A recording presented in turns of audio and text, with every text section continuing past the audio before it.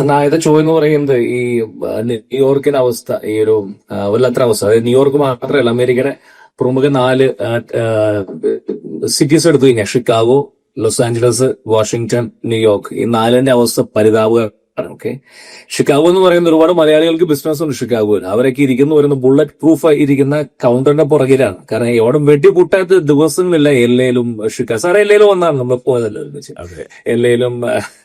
എല്ലയിലും ഇപ്പൊ വാഷിങ്ടണിലും, ഈ 3 പറയുന്ന സിറ്റിയിലും, ഷിക്കാഗോയിലും വാഷിങ്ടണിലും എല്ലയിലും ട്രംപിന്റെ നാഷണൽ ഗാർഡ്, അവിടുത്തെ പട്ടാളം, അവിടെ ഇറങ്ങിയ വാർത്തകൾ പുറത്തു വന്നത്. അവിടെ ഡെമോക്രാറ്റ് മേയേഴ്സ് ആണ് എല്ലാവരും. അവിടെ എല്ലാം ഒരു ലീഗൽ ഹസിൽ, അതായത് അങ്ങോട്ടും ഇങ്ങോട്ടും ചെളിവാരി എറിയുക. ഓക്കെ, ന്യൂയോർക്ക് മാത്രമാണ് ഇതുവരെ ഈ ട്രംപിന്റെ ഈ ഇറങ്ങാത്തത്. ന്യൂയോർക്കിന്റെ ഇഷ്യൂ എന്ന് പറയുന്നത് സേഫ്റ്റി. ഇപ്പൊ ഞാൻ അറിയാവുന്ന ഒരുപാട് ആൾക്കാര് വോട്ട് ചെയ്യുമ്പോഴും മോദാനിക്ക് അല്ലെങ്കിൽ ഏത് പാർട്ടിക്ക് വോട്ട് ചെയ്യുമ്പോൾ കണക്കാക്കുന്ന വിഷയം അഫോർഡബിലിറ്റി ആൻഡ് സേഫ്റ്റി.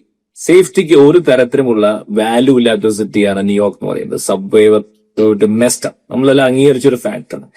ഇതിൽ എന്ത് ചെയ്യാൻ പറ്റും? ഫസ്റ്റ് എന്ന് പറയുന്നത് അഫോർഡബിലിറ്റി കടന്നത്. ട്രംപ് ഏറ്റവും വലിയ വാഗ്ദാനം മമതാനിയുടെ അഫോർഡബിലിറ്റി. ഫ്രീ അല്ല, കേജ്രിവാളിന്റെ സെയിം ഒരു സെമി കമ്മ്യൂണിസ്റ്റ് പോലെ എല്ലാം ഫ്രീ വെള്ളം, ഫ്രീ വൈദ്യുതി, ഫ്രീ ട്രാൻസ്പോർട്ടേഷൻ, ഫ്രീ താമസം, what like you can tell anything. അതായത് ഇലക്ഷൻ നൽകുമ്പോൾ വാഗ്ദാനം എല്ലാവരും കൊടുക്കുന്ന കാര്യമാണ്. How much implement forget about. ഈ അഫോർഡബിലിറ്റിയിലേക്ക് മമതാനിക്ക് വളരെ വ്യക്തമായിട്ട് അറിയാം മമതാനിക്ക് ഒന്നും ചെയ്യാൻ സാധിക്കില്ല കാര്യമായി. എന്ന് ചെയ്യാൻ പറ്റുമെങ്കിൽ ട്രംപിന് മാത്രമേ ചെയ്യാൻ പറ്റൂ. കാരണം ന്യൂയോർക്കാണ് ഫൈനാൻഷ്യൽ ക്യാപിറ്റൽ ലോകത്തിന്റെ. ദാറ്റ്സ് വാട്ട് വാൾ സ്ട്രീറ്റ് ഉള്ളത്. ഇൻവെസ്റ്റ്മെന്റ്സ്, ഫോറിൻ ഇൻവെസ്റ്റ്മെന്റ്സ് വരണമെങ്കിൽ ഓരോ രാജ്യങ്ങളുടെ നയം, ഫോറിൻ പോളിസി പോലിരിക്കും. ആരാണ് തീരുമാനിക്കാൻ? വൈറ്റ് ഹൗസിൽ.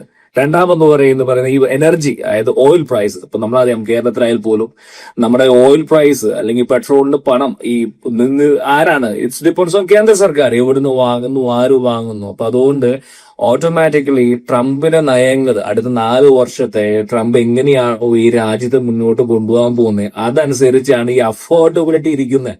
അപ്പൊ നാളെ നല്ലപോലെ കൊണ്ടുപോയി കഴിഞ്ഞാൽ മമതാനിക്ക് ചാടി കയറി പറയാം, കണ്ടില്ലേ ഞാൻ ട്രംപ് അഫോർഡബിലിറ്റി നിങ്ങൾക്കെല്ലാം ചീപ്പാക്കി.